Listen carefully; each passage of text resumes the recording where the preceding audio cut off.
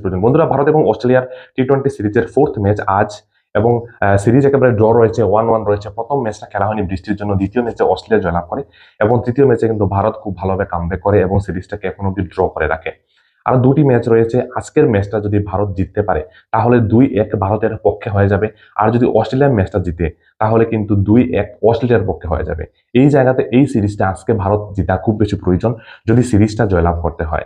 আর যদি আজকের ম্যাচ জিততে না পারে তাহলে টি-20 সিরিজে অস্ট্রেলিয়াতে গিয়ে জয়লাভ করার স্বপ্নটা ভারতের খেলোয়াড়দের কিন্তু পূর্ণ হবে না। ওয়ানডে সিরিজ যখন হচ্ছিল, ওয়ানডে সিরিজে খুব খারাপভাবে কিন্তু ভারত হারলো, টি-20তে কামব্যাক করলো এবং কিছু প্লেয়ারদের মধ্যে পরিবর্তনও হলো, কিন্তু তারপর দেখা যাচ্ছে যে এত ভালো পারফরমেন্স দিতে পারছে না সূর্যকুমারের যে দলটা রয়েছে, বা সূর্যকুমার যাদব এবং শুভমন গিলের ব্যাট থেকে রানও আসছে না।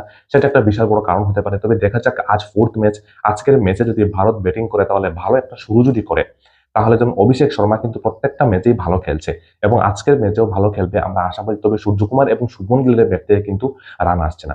এই দুজন ব্যাটসম্যান যদি ভারতের চলে যায় তাহলে অবশ্যই আজকের ম্যাচটা ভারত জিতবে। তবে অস্ট্রেলিয়ার যে বোলাররা রয়েছেন, অস্ট্রেলিয়ার বোলারদের ম্যাক্সওয়েল অবশ্যই আজকের ম্যাচে খেলতে পারেন। তো অস্ট্রেলিয়ার বোলারদের সামনে কিন্তু খুব কষ্ট, কারণ তারা একেবারে লাইন লেন্থ বেঁধে একেবারে বল করেন। তো আজকের যে ম্যাচের যে স্কোয়াডটা রয়েছে, কে কে খেলবেন না খেলবেন চলুন আমরা একটু জেনে নিই। তো আমার মনে হয় যে ওপেনিংটা শুভমন গিল এবং অভিষেক শর্মা দিয়ে করা হবে, কারণ এই দুজন খুব ভালো ওপেন করছেন এবং ভালো ব্যাট করছেন। তারপর যেমন সূর্যকুমার যাদব রয়েছেন, রিঙ্কু সিং রয়েছেন, তিলক বর্মা। রিঙ্কু সিংকে অবশ্য দেখা যাচ্ছে না ব্যাটিং করার জন্য। অভিষেক শর্মা রয়েছেন, তিলক বর্মা রয়েছেন, অক্ষর প্যাটেল, অলরাউন্ডার নীতিশ কুমার রেড্ডি এবং শিবম দুবে। শিবম দুবে খুব ভালো একজন খেলোয়াড়। ওয়াশিংটন সুন্দর ভাই গত ম্যাচটা খুব সুন্দর 40+ রান করে কিন্তু ওয়াশিংটন সুন্দরী ম্যাচটাকে জিতিয়ে দিয়েছিল। জিতেশ শর্মা খুব ভালো খেলেন। তাছাড়া সঞ্জু স্যামসং এর ফর্মটা বেশি ভালো নয়। সঞ্জু স্যামসং না খেললে হয়তো জিতেশ শর্মা খেলবেন।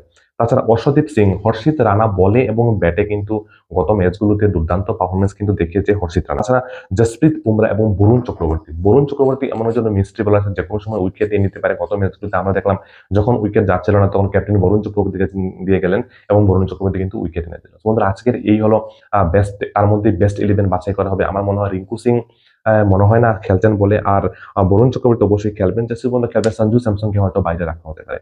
তো আপনার টিম নিয়ে কি কাকে বাইরে রাখা এবং কাকে ভিতরে রাখা প্রয়োজন, এবং আমাদের ভিডিও ভালো লাগলে অবশ্যই লাইক করবেন, শেয়ার এবং ফলো করতে বন্ধুরা ভুলবেন না। আমাদের পেজে কারণ এখানে ক্রিকেট রিলেটেড বিভিন্ন ভিডিও অবশ্যই আমি আপলোড করে থাকি। তো চলুন আজকের ম্যাচে কে জিতবে, আপনার মতামত কি, প্রেডিকশন কি ভাই কমেন্টে লিখে দেবেন। আমার প্রেডিকশন তো আজ ইন্ডিয়া জিতবে এবং সিরিজ 2-1 ইন্ডিয়ার পক্ষে অবশ্যই হতে চলেছে। আপনার মতামত অবশ্যই কমেন্টে লিখে দিতে ভুলবেন না।